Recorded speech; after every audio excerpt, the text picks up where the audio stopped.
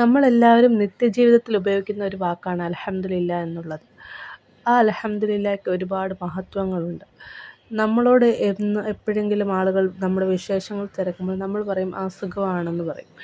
പക്ഷേ അതിൻ്റെ കൂടെ അൽഹംദുലില്ല എന്ന വാക്ക് പറയുമ്പോൾ അള്ളാഹു നമുക്ക് ഒരുപാട് അനുഗ്രഹങ്ങൾ തരുന്നതായിട്ട് കാണാം.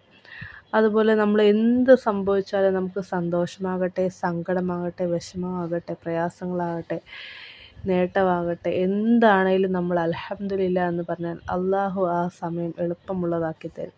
വിഷമമാണെങ്കിൽ അത് സന്തോഷമാക്കി തരും, സന്തോഷമാണെങ്കിൽ അത് നിലനിർത്തി തരും. അപ്പോൾ നമുക്കൊന്നിനും കഴിവില്ല, എല്ലാ കഴിവും പടച്ചവൻ മാത്രമാണ്. സർവ്വസ്തുതിയും സർവ്വലോക സംരക്ഷകനായ അള്ളാഹുവിനാണെന്നാണ് അൽഹംദുലില്ല എന്ന വാക്കിൻ്റെ അർത്ഥം. അപ്പോൾ നമ്മൾ എപ്പോഴും അള്ളാഹുവിനെ സ്തുതിച്ചുകൊണ്ടിരിക്കുമ്പോൾ നമ്മുടെ സംസാരത്തിൽ അൽഹംദുലില്ല എന്ന വാക്ക്, അള്ളാഹുവിനെ കുറിച്ചുള്ള സ്മരണ വന്നാൽ അത് നമ്മുടെ ജീവിതത്തിലുള്ള ഏറ്റവും വലിയ ബർക്കത്താണ്. അതൊരിക്കലും കൈവിടാതിരിക്കാൻ നമ്മൾ ശ്രദ്ധിക്കണം. നമ്മുടെ നിത്യജീവിതത്തിൽ നമ്മൾ എന്ത് പറഞ്ഞാലും അതിൽ അൽഹംദുലില്ല എന്ന വാക്ക് ഉൾക്കൊള്ളിക്കാൻ ശ്രമിക്കുക.